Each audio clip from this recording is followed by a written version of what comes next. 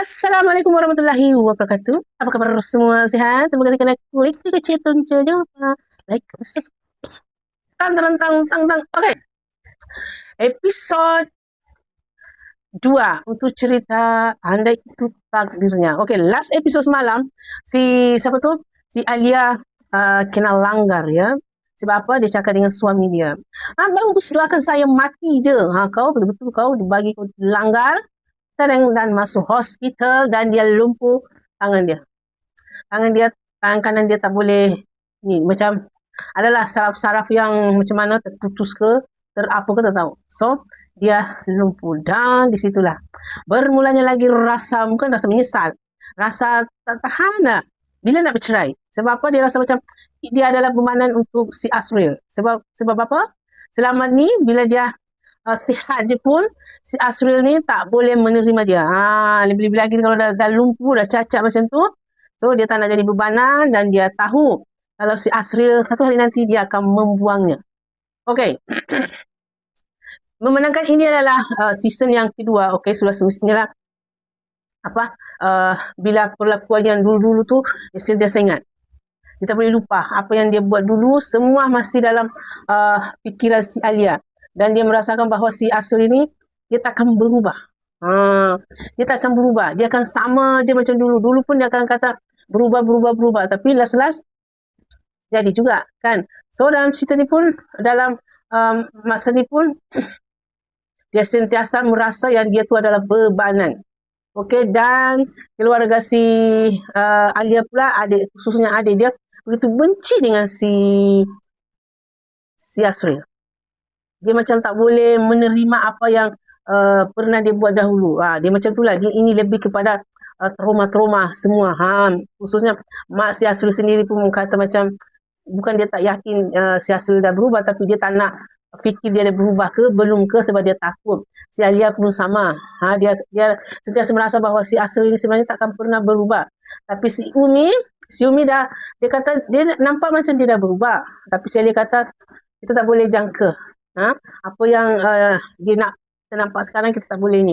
Walaupun si Asril dia balik-balik minta maaf dan rasa bersalah dia tu sentiasa ada.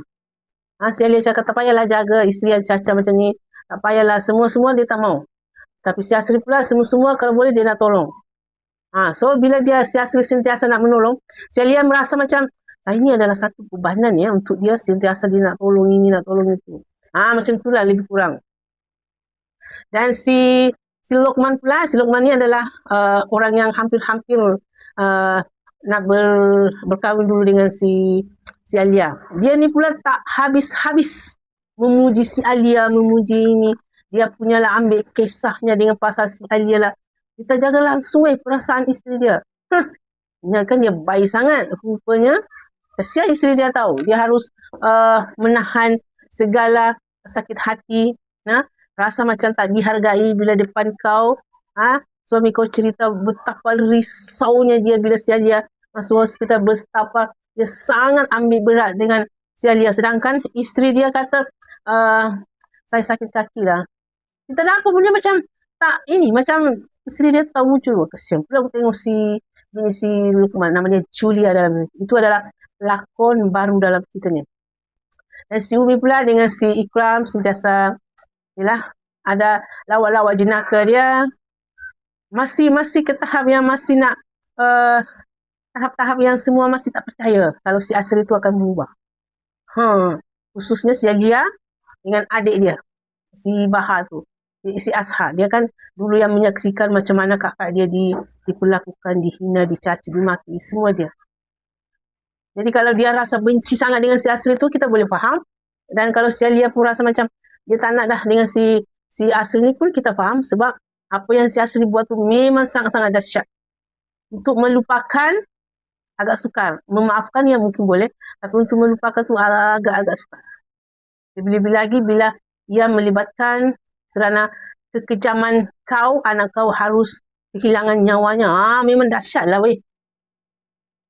Dengan si Rin pula, si Asrin yang dulu hampir-hampir berkahwin dengan si Asril tapi tak jadi.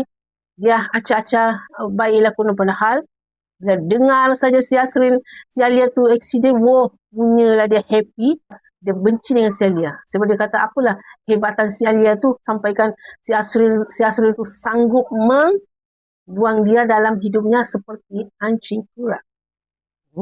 Dahsyat.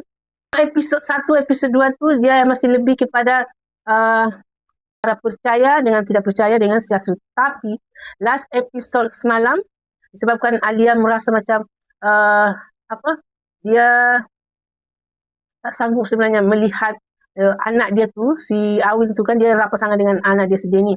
Dia tak sanggup tengok anak dia tu sentiasa bersedih bila tiba-tiba dia ingat lagi adik dia. So si Alia tanya dengan si Asril macam, bahagia ke awak hidup atas derita anak-anak? Okay.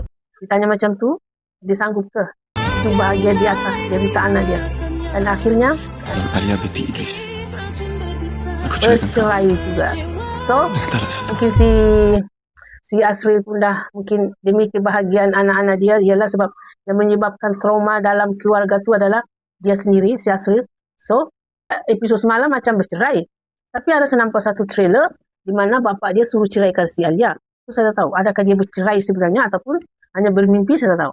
Okay, so sebab dia dah bersambung. So jumpa episod malam nanti lagi. Episod 3 dah. Malam nanti. Okay guys, so jangan lupa like, comment, subscribe. Bye.